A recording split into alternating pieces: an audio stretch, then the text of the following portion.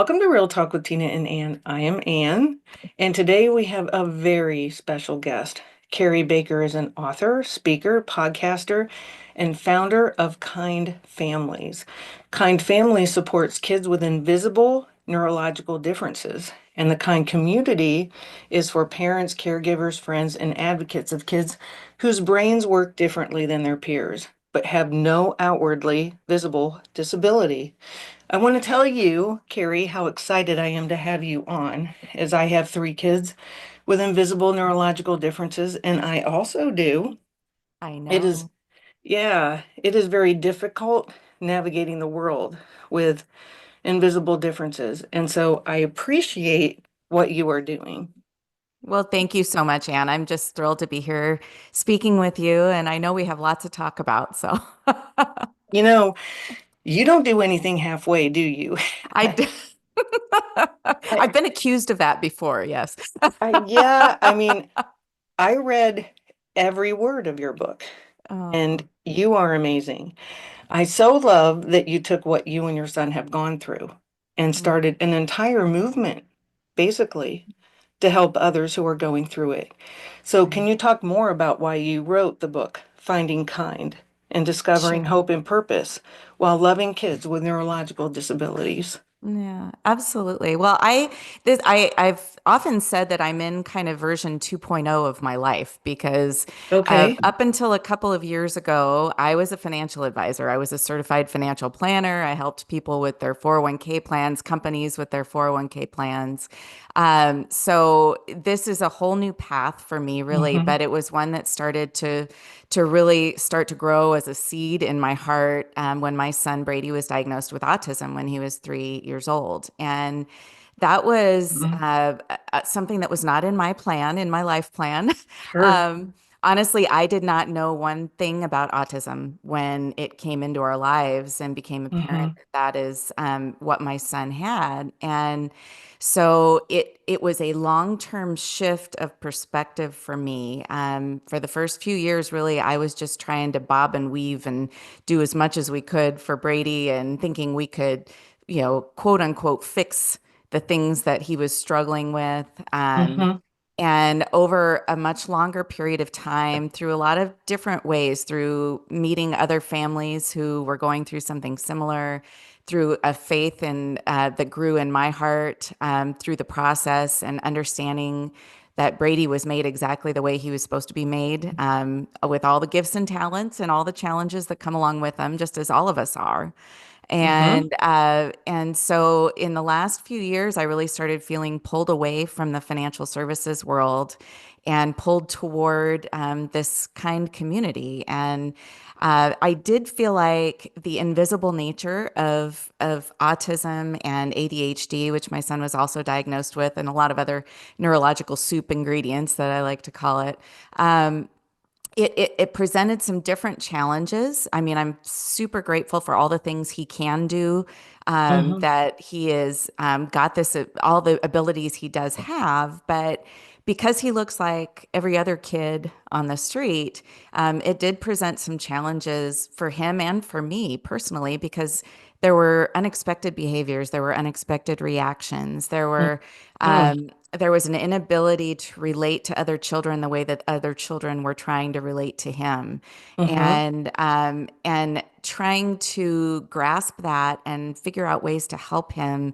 Um, were it took us down a different path than I ever thought I would go down. Now I have been accused of being one of the most social people on the planet. So having a son who had a really hard time relating to other kids and really just wanted to be as far away from them as possible in any kind of social situation was a new experience for me. Mm-hmm. Mm-hmm. And the more comfortable I got with who he is, all the things he can, Mm-hmm. all the gifts and talents he had, I realized I was having these conversations with other moms who were kind of just at the beginning of their journeys. And they were going through the same struggles that I was going through initially. And I was having coffees all the time. I was having conversations after church. And at one point I remember my husband said, maybe you should figure out a way to address more than one person at a time with some of the things that you're talking Okay. about. Okay. And another friend of mine at church had listened to all of the stories that I had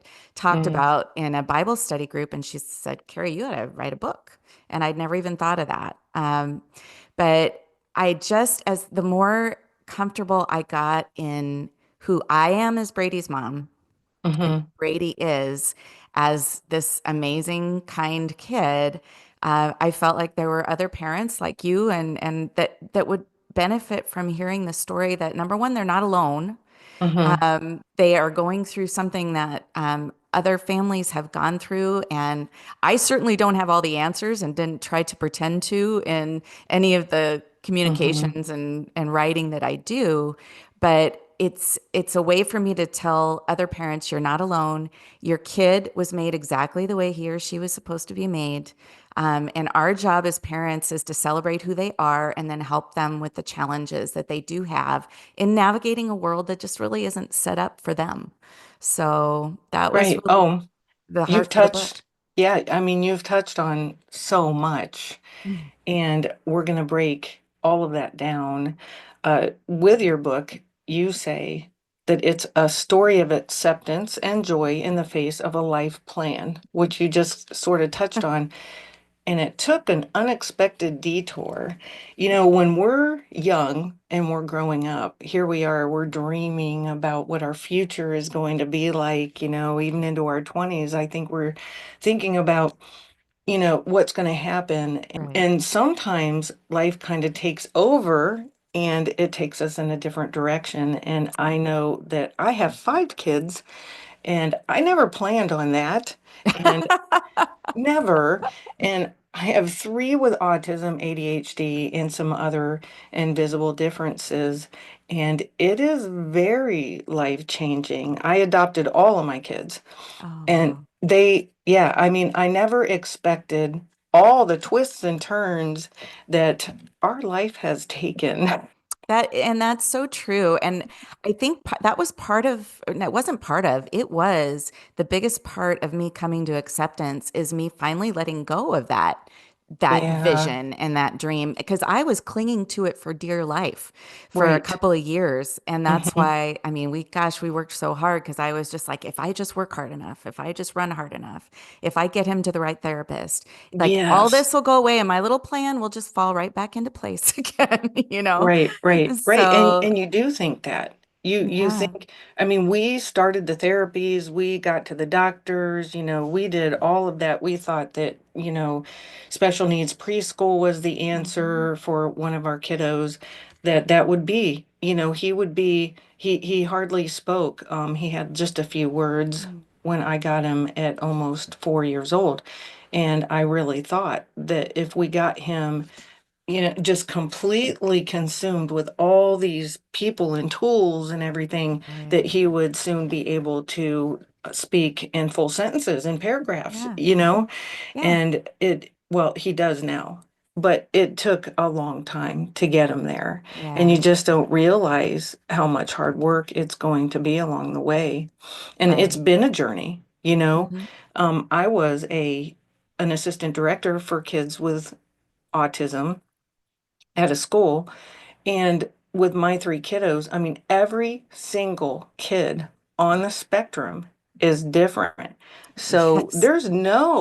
you can't like read a book and say, okay, this is the plan of Right. how we're going to reach A, Right. B, and C. And, there's no really plan because every kid is so different. Right. It's funny, I mentioned that my husband was like, how could we reach more people? Well, initially, when we were first going through it, that's what we were looking for. We were like, there needs to be an autism concierge, It's like somebody who That's funny. looks at your kid and then says, okay, based on him, you need to do A, B, C, D, and E. And that isn't out there. So maybe, when we get through this and when we figure it out, that'll be our business. We'll just make that our business. And Right. Oh my goodness, how naive we were in thinking all of that. And it became more of an outreach, not to say this is what you do, but this is how you still find joy in the process and how And you you have to. support your kid. Yeah, absolutely. Right. So, I think there are always going to be challenges that are going to face us, that are going to surprise us, and we're going to keep making mistakes like we did early on. Mm-hmm. But at the base of everything we do, it's got to be an understanding of what his identity is based in, and that he was put on this planet to bring joy and to Mm-hmm. everybody else as well. And we've got to help Mm-hmm. him do that, and not try to fit him into a box that was never made for him in the first place. So, Oh, I love that. You come up with so many great nuggets. Your no. book is full of them. I just kept writing stuff down. I mean, I'm serious. And I don't feel that way about a lot of the books that I read on autism and things like that, but you nailed it. Thank you.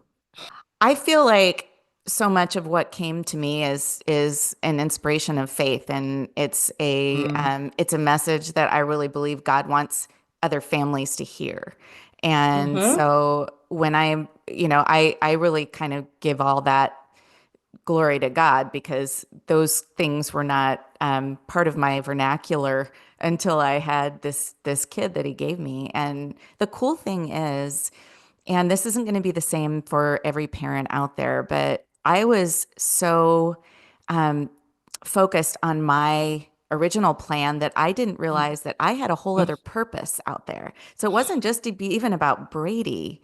It was Mm-hmm. about me. And, I'd always wanted to be in finance, and I thought that's what I'd do for the rest of my life.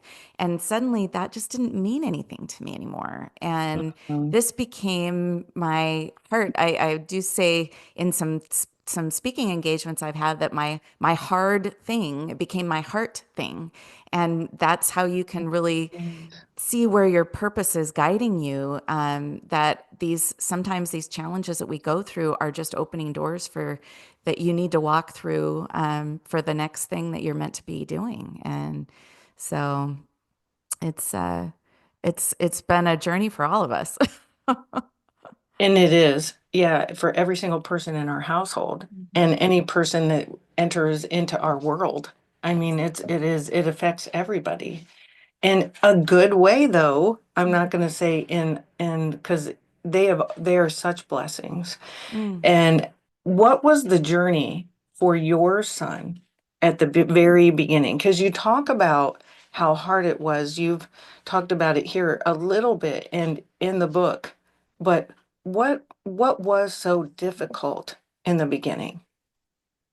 Well, so initially, I had no clue that Brady was anything but a little peculiar because I didn't know anything about autism. I did not Right. understand it at all. And so I remember taking him to his 2-year well check appointment. And the doctor said, well, he walked on time and he talked on time. So autism is off the table. And I was kind of like, Right. autism? Well, I didn't know that was on the table. And so Right. it was kind of startling. And so, but it also gave me this false sense of comfort. Well, the doctor said he was fine. So all of these little peculiar things are just me not knowing that much about kids. I didn't have Brady until I was almost 40. So, and Okay. my friends had all had their kids much earlier. So I wasn't really around a lot of little kids. I didn't know what was typical and what was not. But I Right. did know, I did have this kind of gut feeling. Every time we went to a play date, he would just run away from the other kids. He would run out into traffic. He cried every single day when I brought him to school. Okay. Things that, potty training and other things that were just pieces of cake for my friends, were not pieces of cake for us. Um, he would have Mm. um, these meltdowns in public places over things that I couldn't figure out. One Mm-hmm. of the things that was most concerning to us is he would have what we called sad moments, and Okay. he would be sitting on a couch watching the Wiggles. He was very, very, very interested in the Wiggles. They were his main passion when he was 2 and 3. Mm-hmm. And he would be jumping on the couch and dancing along to the song, and then all of a sudden tears would just start falling out of his eyes, and I Mm, could not figure out what triggered it, and I couldn't make mhm, him happy. I couldn't There was nothing I mm, could do. The only thing that I could do is let him have some alone time, and then he'd walk mhm, out 10 minutes later and say, "I'm okay, mommy."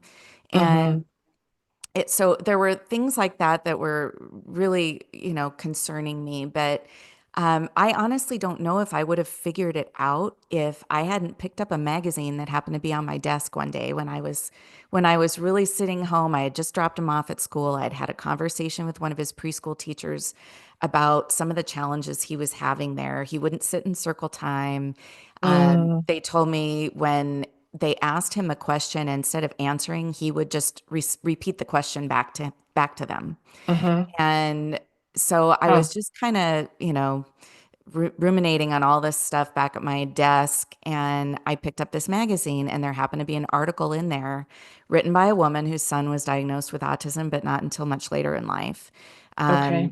And he had suffered a lot in his youth and Mm, his adolescence, and it was a really hard story to read. But as I am, reading the description of this boy as a child, it dawned on me that it sounded just like Brady. He didn't want to mm, be with other kids. He mhm. ran away constantly. He would have these meltdowns that were kind of unexplainable and untreat.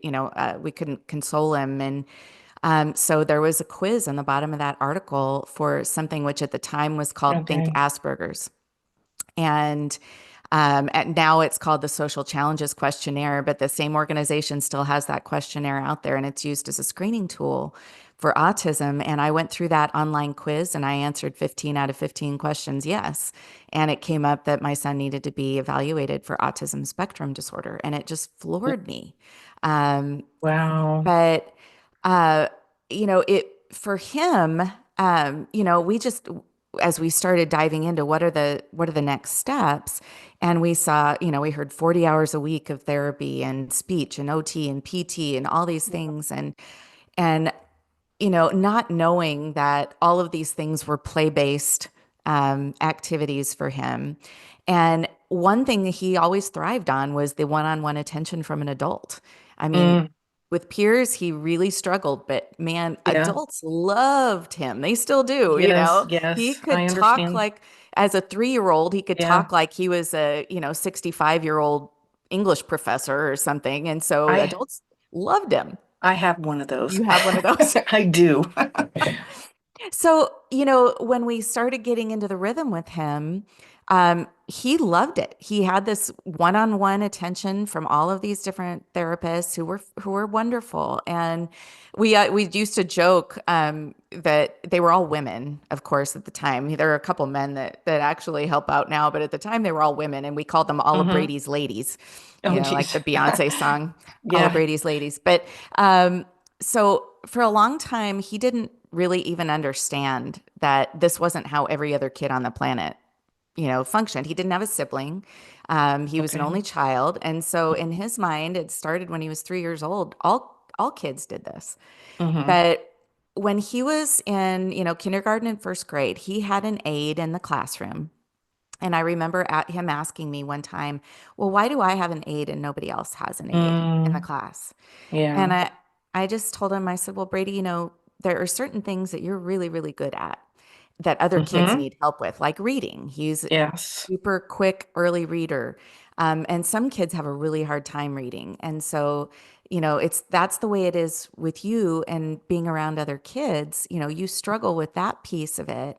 And Mm, so we're trying to help you with that." But and then he let that go. And it wasn't until he was in second grade when we decided, because the school was really not being accommodating to Brady and the things that we thought he needed, hmm. we made a move to a special school for kids with learning challenges, not just Hmm. autism, but dyslexia, ADHD, across the board. Right. And we decided that it was going to be important for Brady to know why he was there. And Yeah. there were going to be other kids talking about their diagnoses. It was a school that went from first grade to 12th grade. So he was going to Oh, have okay. interaction with all different ages. Right. So that's when we made the decision to tell him. about autism and ADHD. Mm-hmm. And How did he respond when you told him? so, as you made the comment that I don't go halfway on anything, I had a whole presentation prepared. You know, I That's had awesome. I had a video with this puppet who referred to Perry the Platypus from Phineas and Ferb TV show, which he loved, and I had all the famous people who had autism and ADHD and all this stuff, Okay. and he just Right. kind of took it in. And I think I actually wrote about this in the book. And I'm waiting for this big, special moment between us. And he just said, the one thing he said was, "Will I get better, mommy?" Mm, And mm-hmm. I said, "Honey, there's nothing to get better from. This is the way your brain functions, and Yeah. it's not wrong. It's just different." Mm-hmm. And Yeah. then he said, "Okay, can I have screen time now?" And he ran Yeah. off. And it didn't register that that he had actually understood our conversation until a teacher at the school called me after school and she said, "I just have to tell you what Brady said in class today." They were talking about anxiety and they were asking the kids to share, like, what kinds of things do you think would cause anxiety in a person? And so kids were saying, like flying or talking in front of people or something. And Brady raised his hand and said, "It would cause anxiety if you knew you were different and you didn't know why." Oh, that's so And beautiful. and so it was Yeah. that was my confirmation that telling him was the right thing to do, first of all, and arming him Mm-hmm. with as much information about how his brain works as possible. Um, and that he was, there was a relief associated with it for him. Now, it Mm-hmm. doesn't mean that he doesn't have moments since then where he said, "Mom, I hate my brain." When he's having a hard time or when he is kind of coming out of one of these sad moments and Mm-hmm. he'll say, "Mom, I hate my brain." And that Mm-hmm. that is when I have to say, "Honey, you can't hate your brain because your brain is what's producing all of these other wonderful things too." Mm-hmm. Mm-hmm. Um, so Mm-hmm. it's been a journey for him as well. And he doesn't we have told him that he is able to tell anybody he wants to tell about Mm-hmm. his autism and ADHD. We don't Mm-hmm. want him to think that he has to keep it a secret. We did Mm-hmm. encourage him that, some people might not understand autism the same way I didn't understand autism when he was first diagnosed. Right. So you might want to wait until there's somebody that you care about and that cares about you, but Sure. you are welcome to share it however you like. And there have been situations where he's wanted to keep it to himself and others where he's, been very Sure. forthcoming with it. Right. But that's his decision to make at this point. Now with the book, I had been writing for a long time. And when I first started writing, it was all about the hard stuff. It was all about Sure. those tough moments and the meltdowns and figuring it out. And Mm-hmm. but as he started to grow and we started to see all these amazing things that he was doing, Mm-hmm. I realized that I needed to shift that in the book to, yes, a conversation that's going to connect, I hope, with a lot of moms and other families about, figuring out a child has autism and invisible neurological differences and some of the adjustments that we had to make in our lives because of that, but that I wanted this whole section also to be about all the awesome things that Brady has done. And so when I was able to put all of that together and he read the book, he Oh, was, oh, he was all in. So oh, even the that's hard so great. stuff. Oh, And that's he made a comment to me. He's like, "Mom, now I get it better. I understand, what you were going okay. through and that it was hard for you and why." Mm-hmm. But he wants other kids to look at our story and say, "Look, this is just a different brain wiring and it doesn't limit him in any way as to the things he could do." So, One of my favorite things about your book is that you started with his words yeah, and that you end with words to him from you. yeah, I yeah. thought that that was so beautiful. I loved what he said. Mm. It was so him, and if you met him, he's like his forward. That was just kind of an idea we had talking around the dinner table one night. Yeah. And to be perfectly honest, I'm a bit of a control freak with stuff like this, so I wasn't sure what the result was going to be, you know? So I was Mm-hmm. kind of like, well, Mm-hmm. why don't you write something and then we'll take a look at it and we'll see what it is. Mm-hmm. And he brought that in and in one draft, and it was exactly it was So perfect. you didn't change anything? That was what Well, he we did wrote? a few like grammatical edits, Right, but right. other than that, that is purely his voice. And Gosh, it was you so know, it beautifully written. he is a kid with um a gift, first of all, for writing. He's written about 150 creative Oh writing my stories with gosh. my dad, just little Wow. stories. So Wow. he's got a gift for that. But the fact that he was able to turn that into a personal essay, really, on what it's like to have autism and ADHD, and to relate it just perfectly to his personality. So for those who haven't read it yet, he talks about Star Wars and Lord of the Rings, those two book series or movie and book series that are very near and dear to his heart. And he was able to Mhm. relate his own experience, Mhm. to those things. And he also has a deep faith, which I didn't know was possible, and which I really Mhm. doubted, I guess, was possible with somebody whose brain really was thriving in the black and white and not in the gray, you know? Mhm. But and I think and I hope and I pray that what he wrote in there, that he's fearfully and wonderfully made, and he is, that Right. really gets that um, from an inner knowledge that he is. And Mhm. so and Yeah, my kids have an understanding of God, and my one son, who's 8, he has such a deep relationship with Jesus. And mm, it's so great to see because, yeah, people on the spectrum can be so black and white, like you said. And right. if it doesn't fit, and you just can't accept it. But, and a lot of Christ and everything about the Bible, it's about the unseen.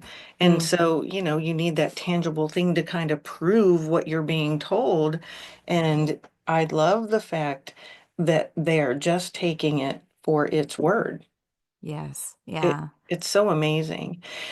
I want to touch on something in the times in my life where God has found me and Mm, changed me the most was in the unexpected. yes. And I call them mile markers, where we, hit this mark in the road and we are never the same again. There's no going back to that place and trying Right. to rewind and become that person again. You just can't. Right. And I would not be where I am today if it were not for those mile markers. Yeah. And those mile markers got me to exactly where God wanted me to be. Yeah. And you actually, at one point in the book, like in the news of having an autism diagnosis to an earthquake. Mm, yeah. Yeah. And I can relate to that when my son, my now 11-year-old, it was about 5 years ago, I think. I've had him for 8 years. And I knew that there was something. I mean, Mm, I knew he had autism. I mean, we figured autism, ADHD, I mean, hyperactivity, everything. I mean, he had A to Z, it seemed like. But when they asked me to do a genetic test because they thought that there was something else. oh. So we did a genetic test, and here he has DiGeorge syndrome, which is a deleted chromosome. Oh, wow. And because he looks so typical. I mean, Hmm. there's some small things, like he has a little fold in one of his ears, and there's like really small things, but if you look at him, you would think, Hmm. no.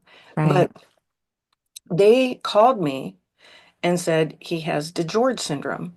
And out of everything that all my kids have been diagnosed with, that hit me. Yeah. And I had to research it and we had to do all these things. We had to go to the DeGeorge Center Clinic in Columbus, Ohio, and all these things to try to get more information to try to help him be his best. But you know what it comes down to is when we get dealt the unknown, Hmm. that's Yeah. when it becomes the scariest. Hmm. Well, that's when we have to trust too. And I think that's Yes. one of the reasons that it took me so long is because I didn't have that relationship with God when we started on this journey. I put it all on me. I put Mm-hmm. it, I put 100% of the weight of his diagnosis and treatment and everything else on if I do enough, there will be a good outcome. We'll just be able to get right back on the original path that I was supposed to be on, and not understanding that you never, just like you said, I love the mile marker reference that, once you get there, you can't turn around. And like Mm-mm. I was talking about with the earthquake, it was, once that earth shakes underneath you, those plates don't Right. go back to where they started. And Mm-hmm. so it is something that I would hope that now that I have a better grasp on how good God can be in those hard times, that I will approach those challenging times in my life with a different perspective than I did Yeah. early on. Yeah. Because I will be able to look back and see exactly how he took this hard thing that I didn't ask for, I didn't want initially, and then turned it into this beautiful Mm. gift. And um, but it is a it took me a lot longer than I would have liked for it to take. So Well, some of us, we just take a little bit longer, and I think that that's part of it. It's yeah. all part of the journey. One of the things that you talk about, which you kind of mentioned, was, that we were made on purpose for Mm. a purpose, and the things that happen to us as well are they're on Yes. purpose for a purpose. And I love that everyone has a purpose. And at the beginning, your son talks about this and honing in on what they are good at, finding what they're Right. good at. And my kids are so unique and they touch Yeah. this world in so many beautiful ways. And one of my boys that I talked about earlier, he has so many invisible challenges and he goes to a special needs school. But I'll tell you that he is one of the most kind and loving Mhm. kids. And it's finding those things that they're good at, Yeah. so they feel really good about themselves. And we figured out that he is so good at drums. We didn't Oh. know that he would, but Oh. we exposed them to everything. And he went to a drum class, and here he is doing fantastic. And he actually said to me, drumming makes me feel important. Mm. And So go ahead. no, I mean, he just struggles in so much. It Yeah. just literally, I mean, it melted my heart. Yeah. And I did kind of like cry a little bit because I was just so thrilled that he felt Yes. important. Yeah. Yes. And it's we have been trying for instance right now my son is in a hybrid homeschool situation. So Mm, he's off school Mondays and Fridays and we had to do that, unfortunately because of a okay. bullying issue that happened Mm, at his prior school. And ouch. so we were kind of thinking, okay, he's in eighth grade. Let's take a year to do this kind of low stress option. But he's bored. So we're like, how Okay. do we take up his time on Mondays and Fridays? And we found a school that has these individual classes that are one-on-one teacher taught, not online, where you can go in and they have things like theater, art, and cinema. And so my Brady now is Ooh, a huge movie buff, huge. yeah. Like you go to Yeah. a movie with this kid and you will hear details that he saw in that movie that you would never imagine in your life. Mm-hmm. Um, and then Yep. journalism. He picked out Awesome. journalism because we've been watching the TV Perfect. show Smallville with Clark Kent, and of Yeah. course the reporters are in there. And so Okay. we're trying all of these different avenues where, we know movies is his number one thing, but there's all these little offshoots that he could really take a grasp on that utilize Mhm. his gifts of writing and creativity and performance art and those kinds of things. So I think that's amazing. And the drummer is the most important, by the way. So I'm on the worship team at my church, and as a backup vocalist, and the drummer is the most important. So you can tell your son that. Well, he absolutely will eat that up Yes. because he's all about being the number one and wanting to feel Yes. important. So I'm just really proud of him. Oh And, gosh. I just want to quickly say that, we had mentioned about me having neurological differences, and I was told that I would not graduate high school. And I got a master's degree because I taught myself how to learn by reading into a tape recorder and listening to it, writing it down, and then memorizing it. And it would take me hours to do what maybe somebody could do in an hour for me to get barely a C. But, I figured it out. And Yes. that's, people with autism, I think that we are also giving this big tool belt of all kinds of other Mm. things, the resiliency and the determination.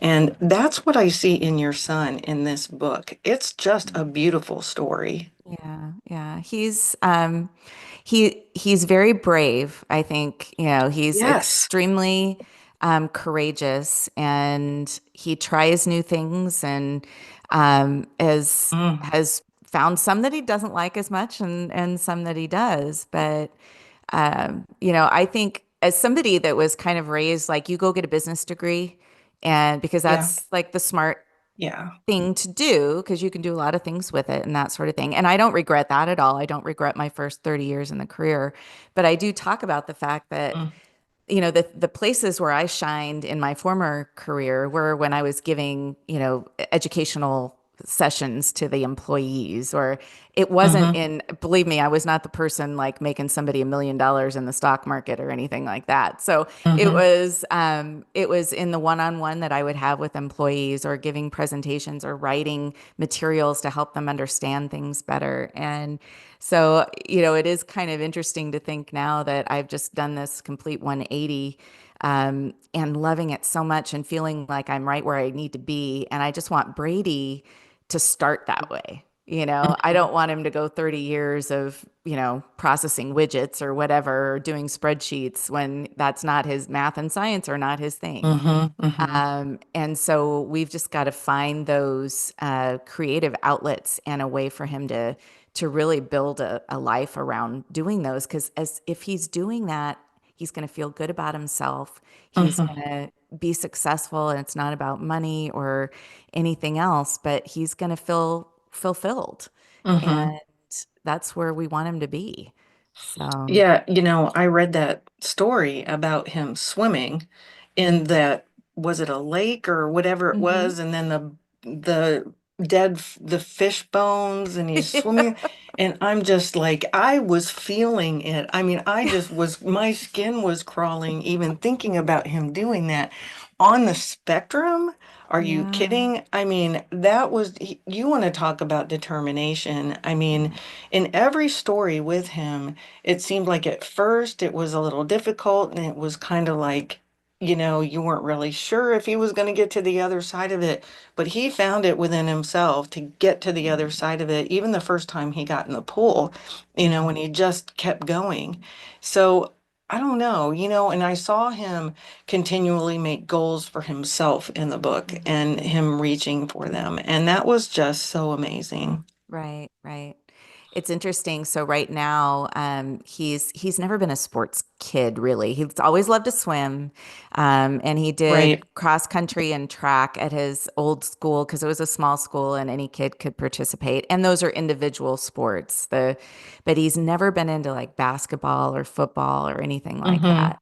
Mm-hmm. And he's told us now, I think that he's in eighth grade, that kids go out on the basketball court and he's horrible. And he will be the first. I'm not, Well, divulging anything that he wouldn't allow me to divulge. He's yeah. horrible at basketball and football, but he Hmm. wants to learn it so that and he goes, Mom, I don't want to be awesome at it. I just want to be middle of the pack. I don't want to be Okay. awful anymore. And so there's actually a group here that focuses on special needs fitness. Mm. And starting in a couple weeks, we've got a trainer that's going to come twice a week Oh and my gosh. Of course you do. just give him these lessons on, throw a ball and get it to where you want it to go and dribble a ball without losing control of it. Hmm. Um, and have that work all in with his physical therapy as well and building core and things like that. But, What as amazing. if he's going to express interest in it, we're going to try to figure out a way to help him See, develop I it. just love that. And we do that with So, ours too. yeah. One of the things that you say is, I get so caught, and well, actually, you wrote this in a karibaker.com blog, Uh-huh. your Yes. blog. Yes. So I was reading those as well. And you said that you get so caught up in the have tos that I Mhm. overlook the get tos of Mhm. parenting your child, Mhm. and God carefully and thoughtfully created to be yours. And Yes. I somewhat will relate with that in that we have so many appointments. There are so many things that we have to do. And when I was reading through your book, all the meetings, the school meetings, the doctor's appointments, the pills that we on our end have to take Hmm. everywhere we go to make sure we have everything, all the fidgets, the bag full of all the kids' things, and we have to make sure so much so that they are okay that we Yeah. oftentimes don't get to enjoy it. And I kind of laughed because I had this visual of you with the DVD player in the car as you were taking, the kids to the Yeah. cavern field trip, I think it Yeah. was. But I do that now. Yeah. I mean, I've got my hand on the wheel, the DVD player back there is not working, or something happens, and I'm like this, trying to figure it out for them. So, yeah, I totally get it. I relate Yeah. it. Yes. It's juggling. I mean, I just watching you do that motion of like reaching back, like I was doing it's like, okay, I can do this. I can drive and keep us all safe and I can change a DVD rack behind my head. And Yes, we've got to give yes. ourselves permission to pull over. It's like, oh my goodness. I think it's just kind of ingrained in us as parents that we try to get as much done as possible. But, um, you know, we've got to stop missing the cool things that come along with parenting a kid like Yeah, this. Um and that's true for all parents too. I think we all get caught up in the hustle and bustle, whether it's kids that are in sports or in therapies, and kind of miss out on great. the relationship building piece of it. And I'm guilty of that too. So it's always good to like take a step back and just enjoy. I went to a concert with Brady yesterday and I just kind of looked over at him and he just had this smile on his face the whole time Mm, listening to it. And so I yeah. found myself kind of just looking at him almost more than the stage. And there was a lot going on the Oh, stage, I but do that too. I look yeah. at my kids instead. I do that too. Yeah. Yeah, I mean, I call it my third childhood because I Yeah. had, mine, of course, and then my older two who I adopted years ago. And now I have these three littles. So I call it my third childhood because I just love Oh, living through them. It's just yeah. so fun. Yeah. There was something else, gosh, there was so much in your book that I resonated with, but the other day, I asked my daughter to clean her room, which turned into a full out yelling, screaming, and it got to this where I'm telling her, well, you can't do this if you don't get this done, which everything I was doing or saying was escalating the Mhm. situation. And you talk about poker face and say attention was a reward for good behavior, not a Yeah. response to bad behavior. And I have this picture of you in my head with your son in one part of your house and you in the other, and you wanting so badly to get to him, and you Mhm. knew that you couldn't get go to him because he needed to figure it out and calm down. I do ignore her behaviors at times, and anything that I say or do just escalates that behavior. So it works. Yeah, yeah. I mean, we just had that happen actually 2 nights ago with something where he kind of lost it and went in his room and shut the door, and he was sitting up against Mm, his door. And of course, I'm pushing on the door going, "Come on, Brady, it's time for dinner, you know." And he's like, "I just need to be alone, Mom. I just need to be alone." And I mm, kind of went, "Okay. I know that mm-hmm, my pushing on the door, that's not going to get us anywhere." mm-hmm, And that's one of the hardest things to do. And I remember a therapist telling us that, you've got to be willing to not go to that event or mm-hmm, to, miss out on a show or to, and just make that his decision. So if he is, not complying with something that he really needs to be doing, to just say, okay, well, then I guess we can't go to the movie, but that's okay. We'll go again another day. And mm-hmm, do it with the poker face without any emotion or screaming or, gritting our teeth, which is super hard. But that really put the ball back in his court to make the decision. He mm-hmm, wasn't responding to me, and it was a new concept for me that my negative attention was even something that he was trying to draw out in me. Like mm-hmm. he was taking Yeah. something from my negative attention, and that wasn't helping us in the end goal for anything. Mm-hmm, So mm-hmm, once I removed that it's kind of like a tug of war, once I drop my end of the rope, he doesn't have anything to tug on anymore. mm-hmm. So um Well, I love that he can let you know what he wants. Like yeah. when he told you that he wanted his chicken nuggets room temperature or something like that.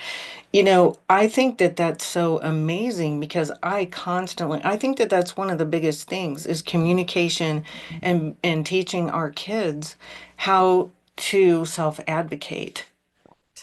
Right.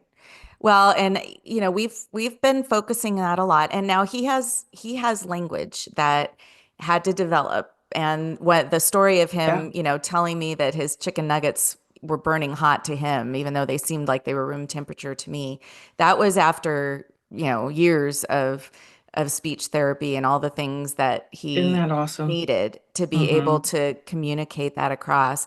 Of course, now he's a teenager and he throws that back at me. He didn't want to participate in a Christmas or in a school show, and he's like, "Mom, I'm self-advocating by saying I don't want to do it." Oh So, my gosh. but Oh wow. we're fortunate that he has the language and that he has the comfort level, especially with Mm-hmm. us and people that he's close to do that. Unfortunately, the same way that the social stuff is hard with the peers, just on a regular, even keel level, I think that shows itself in the bullying situation with our kids as well, though. So Mm, he's gotten really good at self-advocating with us.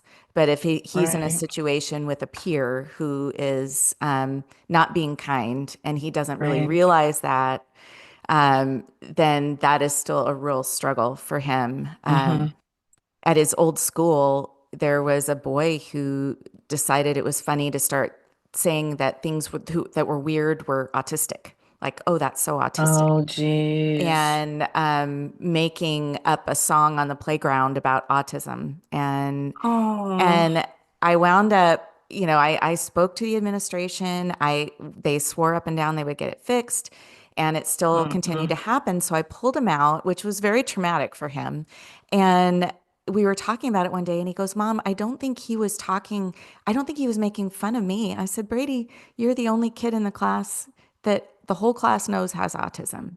And he wasn't catching that Mm, this was a direct attack on you.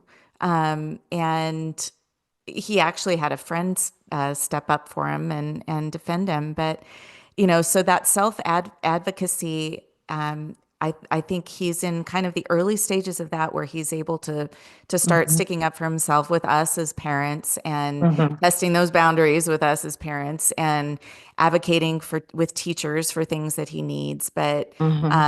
that peer-to-peer self-advocacy is something that is a lot harder to come by that I we're have figuring my out. one daughter, she self-advocates about everybody and everything, and she tells everybody what they should be doing or, or what she wants all day long.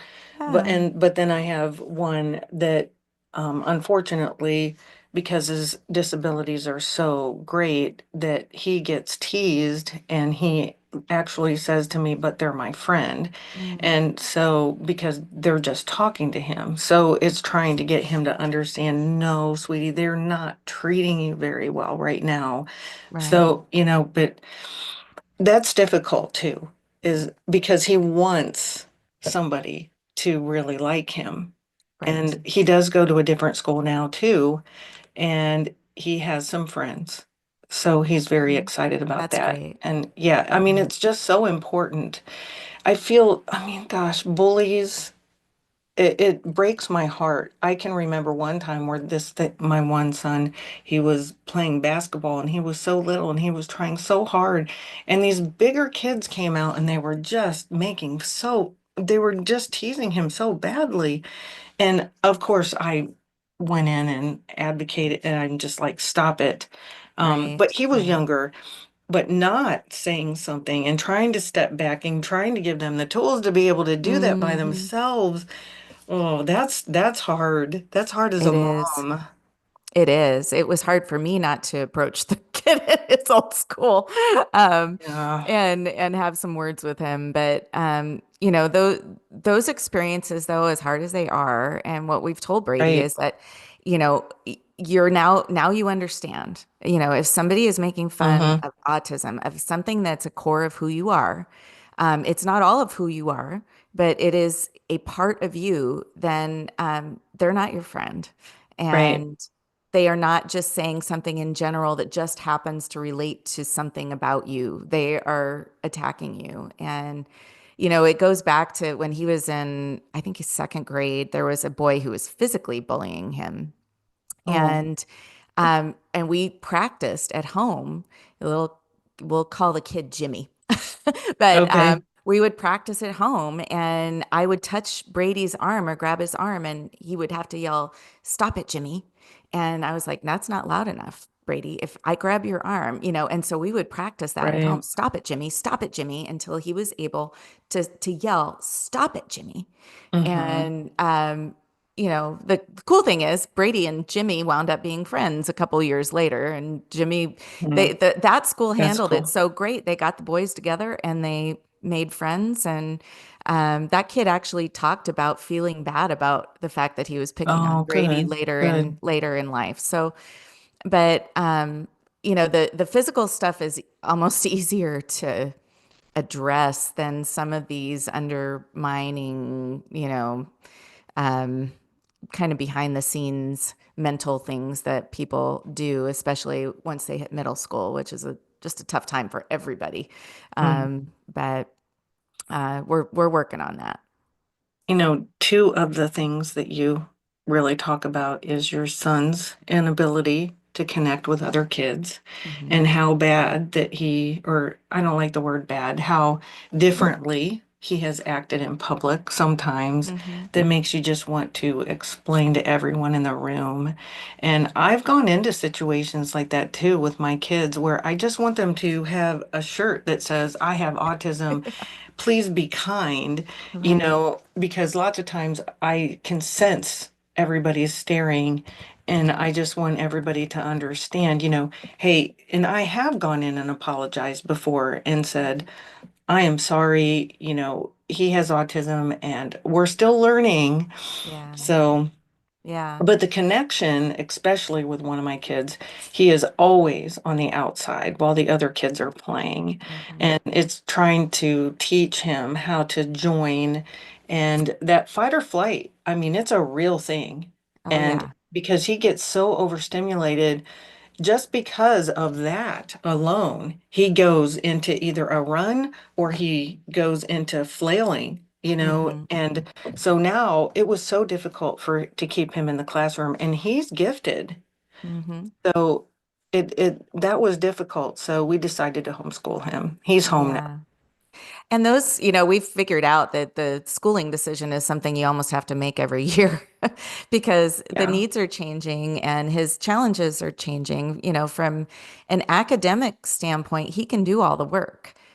He's a sure. smart Right. kid and he can do all the work, but can he listen to a teacher who's just talking at him for an hour and take notes that are going to help him remember stuff for a test? Maybe not, and Hmm. so, the homeschooling thing that we're doing now that's a hybrid is great in some ways in that he's able to self-study and he's able to um, get through it just fine. But thank goodness, because as an eighth grade, the eighth grade material is starting to get to the point where mom's not as much help as she Hmm. used to be in elementary school. But but he wants to be challenged. He wants to have, that teacher relationship and he wants more. And so, I think the schooling thing is going to be just and every year we need to look at it. We're doing that right now for ninth grade because he's high school Hmm. next year. And what's going to be the best environment for him socially and academically. Um, and I guess we've proven with our track record of the different schools that he's been in that we're willing to make a change if it's Yeah. not the right fit. Oh, yeah. Yeah. So, It's all uh, about change. yeah. Speaking of autism and people not liking change, Yes. yeah, Exactly. yeah, that kind of goes. I mean, I just expect change every single day. So Yeah, I exactly. have learned to just go with change. Yeah. Now, one of the things is that you talked about with your husband, which was really amazing when you found out that, or you were thinking that he might have Mhm. autism. Your husband said, "Okay, so what do we do now?" I mean, what a great response to that. Yeah. So, what would you say to parents who are hearing the word autism or whatever it is, whatever invisible disability it is? What would you Mhm. say to them when they're hearing it for the first time?